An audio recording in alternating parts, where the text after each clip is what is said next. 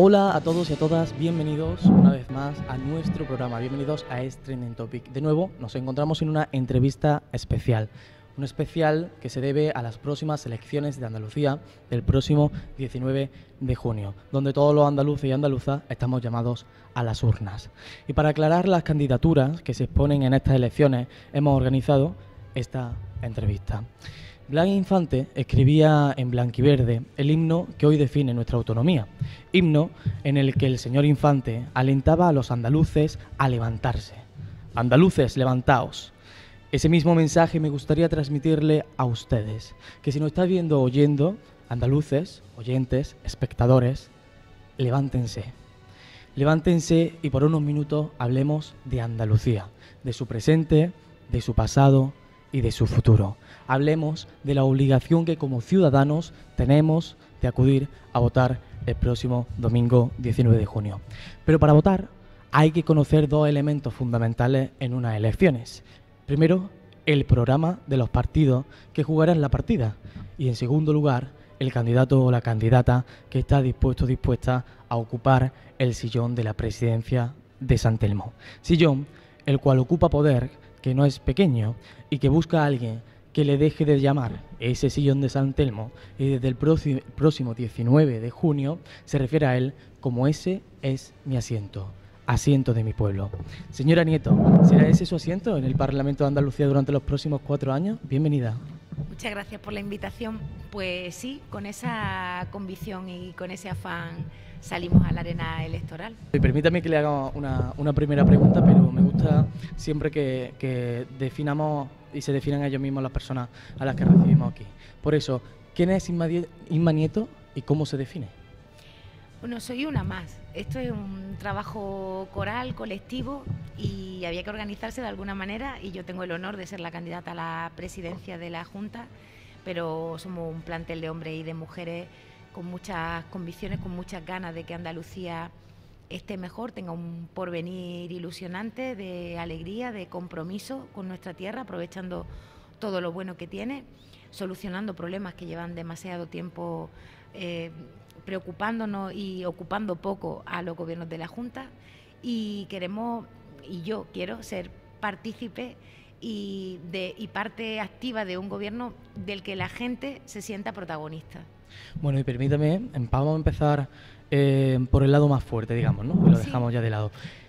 Hagamos un poco de autocrítica. A mí me gustaría preguntarle a usted qué es lo que está haciendo mal la izquierda, y sobre todo la izquierda de Andalucía, en caso de que esté haciendo algo mal, y así lo considere, para que fuerzas de derecha y de extrema derecha suban cada vez más en nuestro Parlamento. Bueno, yo creo que ahí eso tiene una reflexión larga, ¿no? Pero lo diré resumidamente. El gobierno de Moreno Bonilla, el actual gobierno, es nuevo, quiero decir. El Moreno Bonilla no ganó las elecciones, las perdió Susana Díaz. Había un desgaste, un agotamiento y una sensación en una parte importante del electorado de que ese gobierno no satisfacía sus demandas convenientemente. Y Moreno Bonilla irrumpe en el escenario, pero con el peor resultado del Partido Popular de su historia en Andalucía, con 26 diputados y diputadas. Luego hubo una correlación de fuerza, efectivamente, y la irrupción de la extrema derecha que le ayudaron a llegar a San Telmo, pero no ganó las elecciones. Y yo creo que en estos años en los que las decisiones de este gobierno, que ha sido un gobierno de sustitución, no ha traído cambios de progreso, evidentemente, tampoco se podía esperar de la derecha, pero en estos años, que además la pandemia nos ha impedido traducir en contestación social o en protesta social las consecuencias de las decisiones que se iban tomando, creo que esto le ha beneficiado en cierta medida. Y luego también creo que nosotros hemos actuado como izquierda y como oposición en el Parlamento con mucha responsabilidad. Es decir, cuando lo peor de la pandemia, podíamos haber estado utilizando la pandemia para desgastar al gobierno, como estaba haciendo la derecha, por ejemplo, con el gobierno central. Pero pusimos por delante los intereses de la mayoría, y lo que hicimos fue ser muy honesto y muy prudente y muy responsable, y esto también hizo un parón importante en la lógica habitual de la dinámica gobierno-oposición, aunque lo volveríamos a hacer, porque yo creo que la gente en ese momento ya bastante tenía de incertidumbre, de preocupación, de seres queridos enfermando o muriendo de COVID, como para hacer la bajeza de utilizar todo aquello para desgastar políticamente al adversario. Lamento mucho que el PP lo hiciera cuando era oposición, cuando es oposición en el Congreso, pero no queríamos ir por ahí. Pero ¿cree usted que realmente la izquierda puede volver a ser lo que fue en su momento en Andalucía? Sin duda alguna. La mayoría de las personas quieren que los políticos hagamos política útil y que estemos a sus cosas y que hablemos de lo que cotidianamente les preocupa, de sus proyectos vitales, de sus incertidumbres laborales, de la situación de su entorno, del medio ambiente, de la igualdad entre los hombres y las mujeres. Es decir, los avances siempre vienen de la mano de gobiernos de progreso. Y la mayoría social yo creo que necesita esto. Si se baja el ruido y podemos efectivamente centrar la campaña en el debate de las cosas que le importan a la gente, yo sí veo perfectamente capaz de ahormarse una mayoría que lo permita. ¿Cuál es la máxima prioridad de su confluencia? ¿Cuál es la primera medida que haría Inma Nieto si llegase a la presidencia de San Telmo? Pues el hilo conductor de todo lo que queremos hacer y también de las prioridades que hay que reordenar es el lema que nos ha enseñado el movimiento feminista, que es que la vida tiene que estar en el centro y las vidas tienen que ser dignas de ser vividas. Por tanto, de un gobierno de progreso que sea sensible con la realidad que vivimos, lo primero que se puede esperar es un plan de lucha contra la pobreza. Hace 2 o 3 días conocíamos los datos de los barrios olvidados de Andalucía, de la menor esperanza de vida de algunas ciudades precisamente por la desigualdad social y por la ruina económica que están padeciendo. Está claro que en el primer paquete de medidas tiene que estar la pobreza, como tiene que estar el refuerzo de la salud pública, de la sanidad pública o de la educación. Es decir, las primeras medidas nos tienen que identificar con la gente a la que ahora vamos a tener el arrojo de pedir el voto. Sobre empleo, hábleme de los últimos datos de empleo que conocemos de Andalucía y concretamente de los jóvenes de Andalucía. Sabemos que ha mejorado el empleo a nivel nacional, también en Andalucía.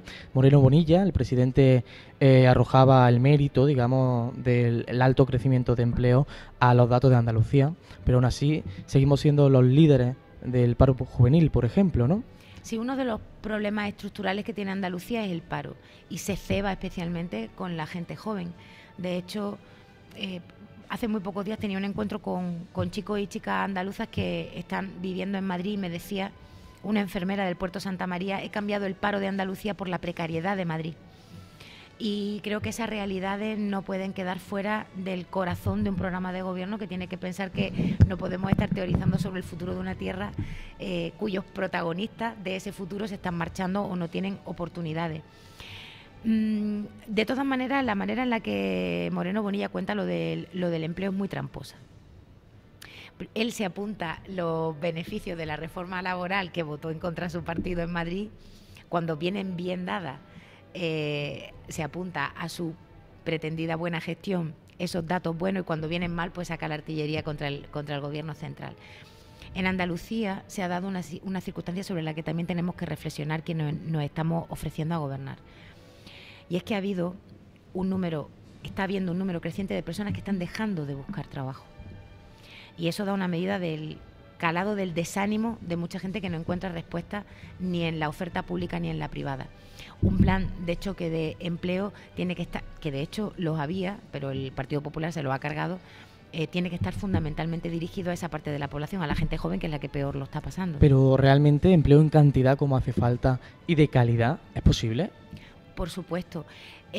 ¿Cómo lo llegarían a conseguir? Aparte del ítem que puede ir en el programa y de la idea de que hace falta, técnicamente, un poco más técnicamente, ¿cómo conseguimos empleo de cantidad y de calidad con la situación de Andalucía actualmente? El empleo de cantidad y de calidad en Andalucía y en cualquier otro sitio depende de la planificación que se haga de la economía y de los sectores productivos. Andalucía ya tiene sectores productivos que generan un volumen importante de empleo. Ahí tienes el sector turístico, ahí tienes el sector primario, sea de ganadería, sea de pesca, sea de agricultura, pero ambos tienen un amplio margen de mejora. Si introducimos, por ejemplo, que ayer lo hablábamos con los compañeros en los palacios, si introducimos la innovación tecnológica y la transformación de la industria agroalimentaria al sector primario, estás dando un salto de cantidad de empleo, pero también de calidad.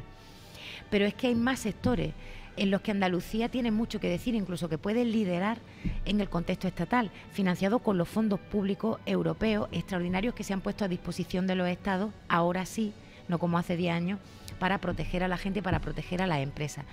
Y ahí viene dinero vinculado a la transición ecológica. No podemos seguir mirando hacia otro lado y tomando decisiones como si el planeta lo pudiese aguantar todo, porque no lo aguanta. Pero en esa transición ecológica, en ese modelo que nos tiene que llevar a producir de una manera más sostenible, también hay un formidable yacimiento de empleo. En las renovables, que vamos a decir en Andalucía, ¿no? Si ahí podemos ser absolutamente vanguardia y darle sopas con onda a cualquier otro territorio, porque nuestras condiciones son óptimas para ello. Pero eso también requiere una cualificación y de una inversión pública en innovación que garantice a las empresas que pueden lanzarse. Lo público es ineludible, el refuerzo del sector público es ineludible, pero también la apuesta de lo público por ayudar a las empresas a mejorar sus condiciones. Ha hecho usted también referencia antes, cuando le preguntaba por sus prioridades, las prioridades de su coalición, a sanidad, a la materia de sanidad. Yo le pregunto, tanto en sanidad como en educación, en esos dos ámbitos, ¿cuáles serían las medidas estrella de por adelante, Andalucía? O sea, perdón, de por Andalucía, disculpe. Por Andalucía, en la sanidad pública, ya lo hemos dicho además en montones de ocasiones en esta legislatura, hace falta más personal. Que está muy bien mejorar las instalaciones y los equipamientos, que está muy bien afrontar la construcción de nuevos hospitales, que todo eso está muy bien, pero hace falta más personal en la sanidad pública, porque lo que no puede ser es que ahora el dinero que deberíamos estar invirtiendo en contratar personal sanitario, que se está yendo a otras comunidades autónomas por otra parte, ese dinero se lo estemos dando a ganar a empresas privadas que se están forrando con la salud de la gente y con las enfermedades de la gente. Por tanto, una medida muy importante para nosotros es reforzar esa contratación para ir desvinculando la dependencia que en este momento tiene el Servicio Andaluz de Salud de clínicas privadas. No puede estar haciéndose negocio con la salud de los andaluces. Y en la educación, en todo hay una fortaleza y una debilidad. La derecha habla del invierno demográfico y habla de que nacen menos niños y niñas para justificar que cierra aulas en las escuelas públicas. Pues nosotros no vamos a cerrar aulas en las escuelas públicas, vamos a garantizar que haya 15 niños y niñas por aula, para que con unos recursos que ya están, en lugar de quitar aulas, mejoremos la calidad de la enseñanza y combatamos el fracaso escolar. Pero, ¿cómo, técnicamente, de nuevo, cómo van a conseguir que haya 15 niños en cada aula si los medios están y los gobiernos que hemos tenido hasta la actualidad no lo han conseguido? No lo han conseguido porque no lo han querido hacer. ¿Y por qué? ¿Por qué cree usted que no quieren ellos conseguir que haya 15 niños en la aula si sería, en teoría, una buena medida para nosotros y para ellos les daría una buena imagen? Porque tienen una agenda social y económica que es diferente. Es que se ha instalado demasiado perturbadoramente ese mensaje de, bueno, es que esto no es política, esto es sentido común. No, todo es política y todo es ideológico. Y si yo tengo una apuesta por la sanidad privada, yo no fortalezco la sanidad pública. Y si yo tengo una apuesta por la enseñanza concertada, pues yo no apuesto por la educación pública.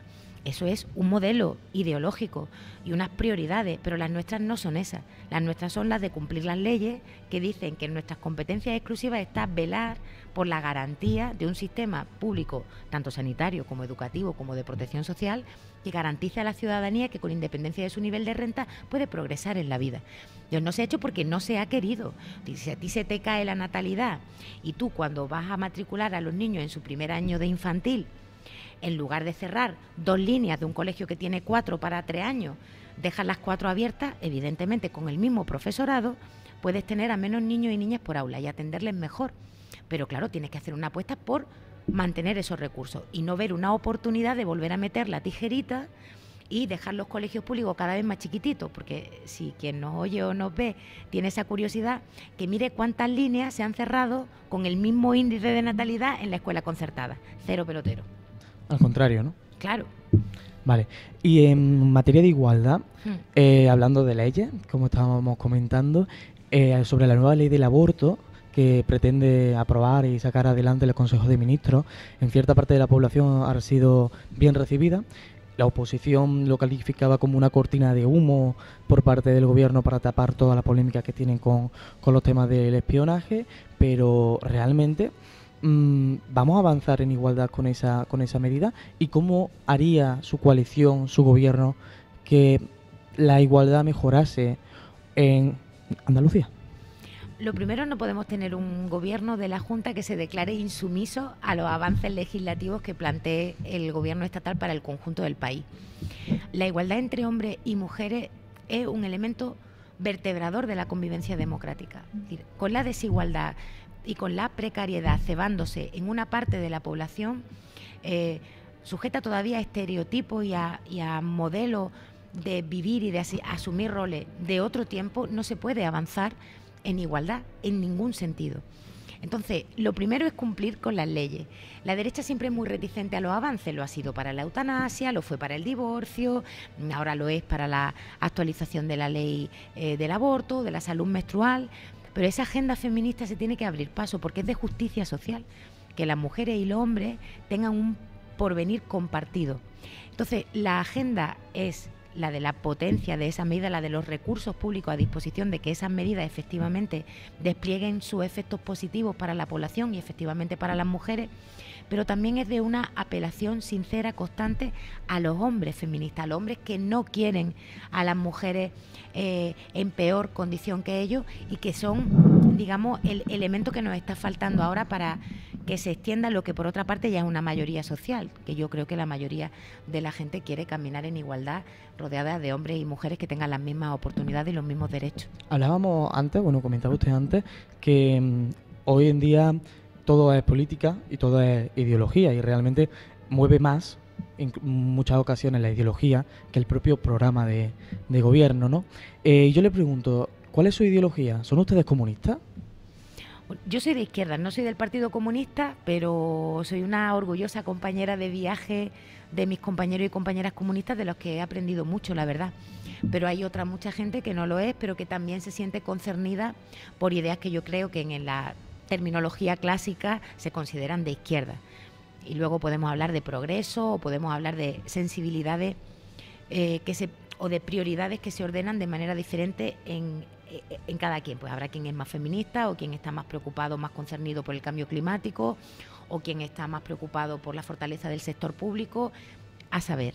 Pero lo cierto es que esto es la distribución ideológica de los programas, que luego la gente un poco pasa por alto, es muy importante para entenderlo. Y antes lo hablábamos, ¿no? Las prioridades, lo que le llamamos la voluntad política, al final son prioridades ideológicas, ¿no?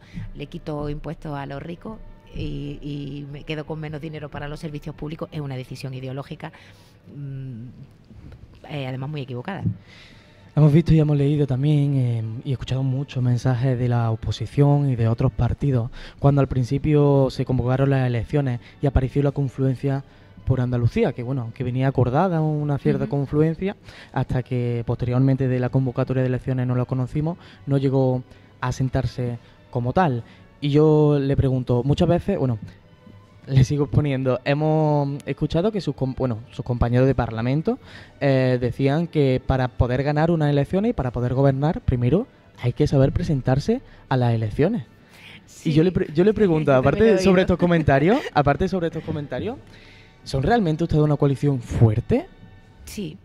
De hecho, hemos respondido a un mandato ciudadano y hemos hecho una cosa que tiene una tremenda complicación, que es ponernos de acuerdo, orillando los matices en lo que queremos hacer para Andalucía, y nos hemos conjurado en hacerlo juntas, que era algo que nos pedía la gente, que no nos fragmentáramos para que efectivamente tuviéramos opciones de darles un gobierno a su disposición y a disposición de la solución de sus problemas. Y es un escenario inédito en los últimos años que yo espero que además les sirva a compañeros y compañeras de otros territorios a andar el mismo camino. Hombre, y si pueden acabarlo del tema administrativo, mejor que lo hemos acabado nosotros, perfecto ya.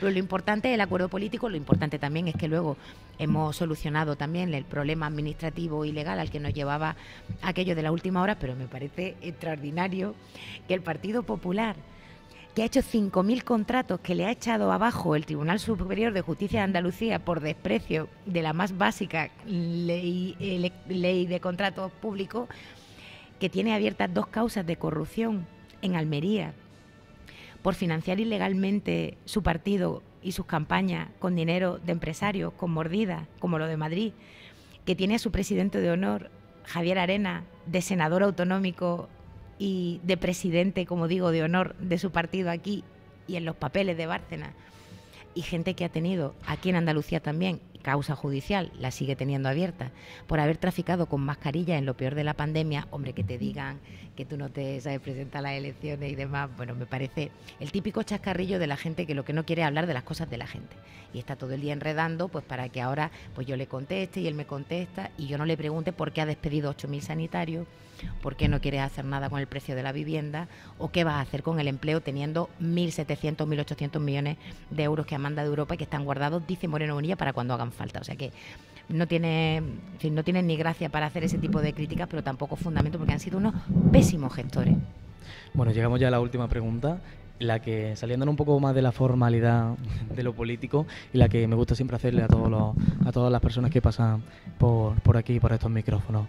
Inma Nieto, ¿es usted feliz? Yo soy una mujer afortunada. Soy feliz. Ahora tengo una felicidad de la pospandemia. Como tanta otra gente, yo he sufrido mucho en la pandemia y he pensado muchas cosas y me he dado cuenta de eso, de que soy una mujer afortunada. Tengo una familia, una casa a la que siempre me da mucha alegría volver. Me dedico a lo que me gusta, ayudo a gente o lo intento, trabajo en un proyecto colectivo, disfruto de la compañía y de la amistad y de lo estimulante que es intelectualmente tener la posibilidad, gracias a dedicarme a esto, de conocer a personas de otras edades, de otros sitios, que me cuentan realidades que no han formado parte de mi realidad vital.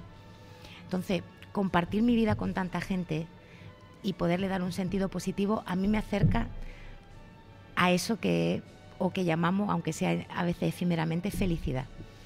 Y también me pone en deuda con la sociedad. Entonces yo quiero contribuir a la felicidad colectiva y me gusta pensar que lo que hago ayuda a ello. Pues muchísimas gracias por su intervención en este programa, por dedicarnos este rato de su tiempo y mucha suerte para las próximas elecciones. Y a todos ustedes, muchas gracias por escucharnos y vernos una vez más. Intentaremos continuar con nuestra ronda de entrevistas a los líderes de Andalucía y lo haremos aquí, como Inma Nieto, en Es Trending Topic. Un saludo.